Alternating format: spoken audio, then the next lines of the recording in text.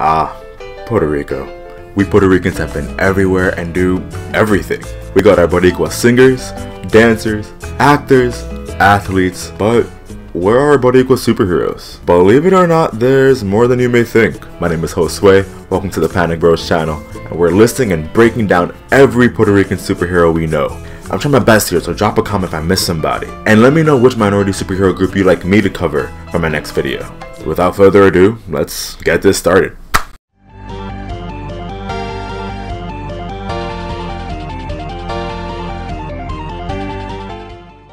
Alright, we're starting with the one and only Spider-Man, Miles Morales.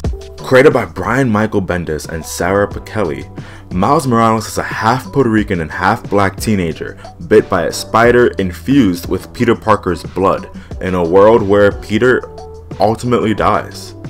With no one else to take the mantle, Morales suits up as Spider-Man. He can do everything Spider-Man can do with the addition of a venom blast, bioelectricity, and invisibility.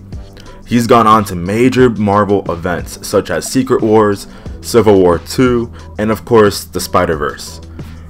Morales has appeared in a ton of Marvel-related media, starting with the TV series Ultimate Spider-Man, a major role in Spider-Man 2018, and receiving his own video game in Spider-Man Miles Morales, a playable character in Marvel Ultimate Alliance 3, a mention in the MCU, and of course, the main character in the Academy Award-winning film, Spider-Man Into the Spider-Verse. Araña, Anya Sofia Corazon.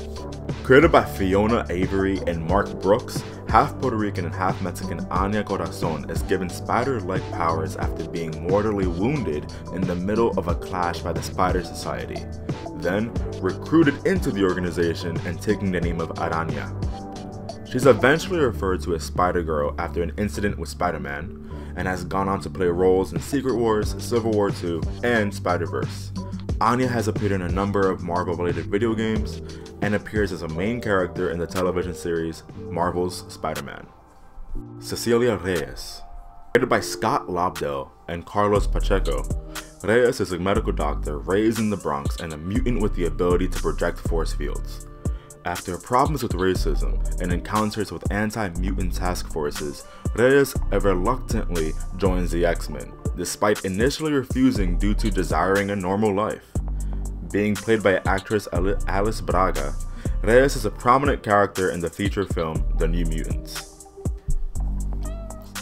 My cat decided to interrupt me. Just a quick note before we continue, did you know that Groot is apparently Puerto Rican? If you'd like to hear an in-depth discussion on that and the status of Puerto Rican superheroes, head on over to our podcast, The Panic Room, where Simon and I get personal on what needs to be done for the future of Boricuas in the comic book medium. Link in the description below. With that said, let's continue. La BORINQUENA, Marisol Rios de la Luz. Created by Edgardo Miranda-Rodriguez, Marisol was born in Brooklyn to Puerto Rican parents and is a master's degree student at Columbia University. In an academic trip to Puerto Rico, Marisol is visited by a goddess of the island while exploring a cave and is given powers meant to fight for her people. Said powers included flight, super strength, teleportation, storm control, and breathing underwater. She uses said powers to stop natural disasters from hitting the island, as well as stopping an out-of-control plummeting plane. She is teamed up with various DC superheroes in order to help reconstruct the island after Hurricane Maria. BANTAM, Roberto VELASQUEZ. Created by Mark Grunwald and David Wohl, VELASQUEZ trained in Puerto Rico as a professional boxer, but couldn't make it further because of his small frame. VELASQUEZ accepts an offer from Miami crime boss Armando Aviles to undergo an experimental physical transformation, giving him bulletproof skin and superhuman strength, but accidentally killing his next opponent in the ring as a result of the treatment, going to hiding as a result. VELASQUEZ came out of hiding to join forces with Captain America, and soon thereafter registered as a superhero with the government during the Civil War storyline. BANTAM was killed in an altercation with unregistered superhero Thunderclap. Now these next three superheroes all go by the name White Tiger, but let's break them down separately. Hector Ayala. Written by Bill Mantlo, Hector was born in San Juan and could transform into the White Tiger via the Jade Tiger amulet, giving powers of superhuman martial arts and physical abilities. He teamed up with the likes of Spider-Man and Daredevil until he gave up the superhero mantle due to his addiction to the amulet. Ayala was accused and convicted of murder and was shot in the middle of an escape attempt, all before evidence emerged proving his innocence. Hector made a quick appearance in the Ultimate Spider-Man TV series. Ava Ayala. Created by Christos Gage and Tom Rainey, Ava is the fifth to call herself White Tiger after the death of her older brother Hector Ayala. She's enrolled in the Avengers Academy and lives with her sister since the death of her parents. She joins the New Avengers after a brief stint with the Heroes for Hire and Mighty Avengers. She gets into an altercation with her niece Angela Del Toro over the amulet. Ava appeared as a major character in the Ultimate Spider-Man animated television series, partnered with Spider-Man and other well-known superheroes, and appeared in several Marvel-related video games. Angela Del Toro.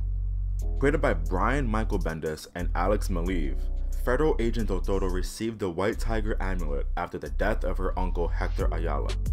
In the midst of tracking down Vigilante and fellow superhero Daredevil, Del Toro asked for his advice on what to do with the amulet. She fought with several superheroes including the aforementioned Daredevil and Spider-Man until her eventual death and later resurrection as an assassin. Yo-Yo Elena Rodriguez.